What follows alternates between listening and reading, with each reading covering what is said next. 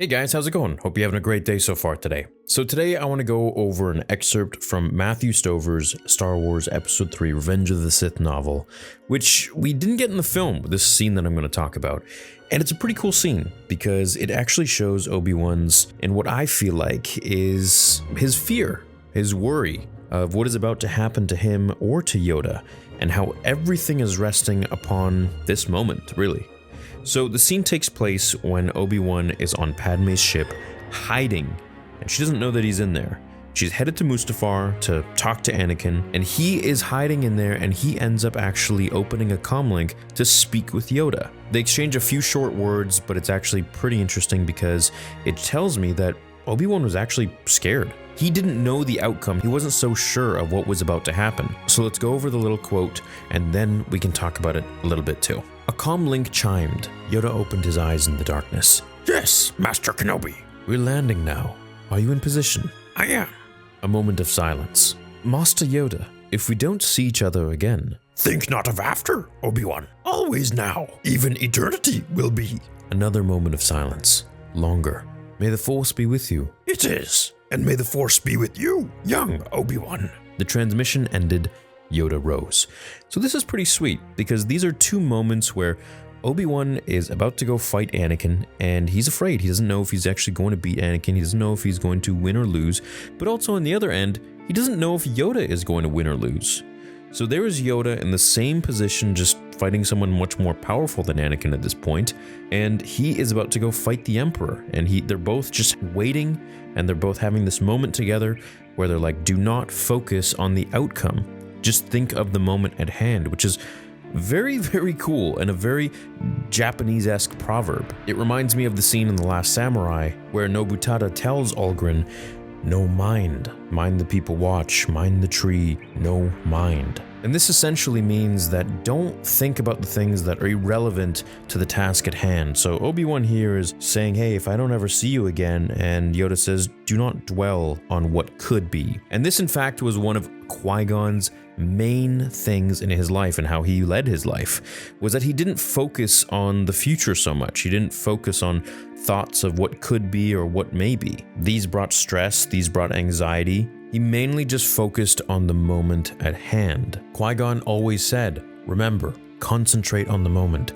Feel, don't think. Use your instincts. He also would say, be mindful of the future, but not at the expense of the moment. So the fact that they put this, that Matthew Stover put this in there, for me is a really nice little Easter egg. It's a nice little treat, and it's something that many people may not catch at first glance, but if you kind of know the stories and you know the characters, and you know Qui-Gon being one of my favorite characters of all time, it lets you know that, hey, Yoda and Qui-Gon weren't too far off, which kind of lets you know that, yeah, it makes sense that Qui-Gon ends up teaching Yoda and becoming his master and teaching him how to become a Force ghost. I feel a line like this should have really been left in the film. However, of course, it's up to George to leave whatever or cut whatever he wants out of his own movie. That being said, he did sign off on the book. He read the book and he made a lot of very detailed notes. If you haven't seen my interview with Matthew Stover, go check it out. It's on the channel. I've interviewed him, and he's explained how hands-on George Lucas is with the novelization of the movies, because essentially the books are an extension of the films, and in many ways explain it better than the films do, including what the characters are thinking and how they feel, certain scenarios, what they look like. I feel the books really embellish and they enrich the story that we have seen so many times on screen. So my question is this the first time that Obi-Wan was using fear? And the answer to that, in my opinion, is no. Obi-Wan actually did use his emotions, believe it or not. While he was very much a Jedi, you know, Darth Maul killed Satine, Anakin turned to the dark side, all of his friends were killed with Order 66, his master died, and he still remained in the light, I do feel he did draw upon many emotions. Emotions of perhaps desperation, fear, and sometimes anger. I mean, when he was fighting Darth Maul, there was no doubt in my mind that he was definitely drawing upon anger. He was much more aggressive, much more on the offense, and he was ready to do what he needed to do in order to not turn into what just happened to Qui-Gon. And also, he knew the faster that he would kill Darth Maul, the sooner he could get to Qui-Gon and maybe get him some medical attention and save him. So I think this is really echoing Obi-Wan's overall personality as he was, you know, a Padawan and a knight and then became a master. That he was kind of emotional. He did use his fear sometimes, and you could see it in different moments when he tried to keep a level head, and the older he got better and better at it.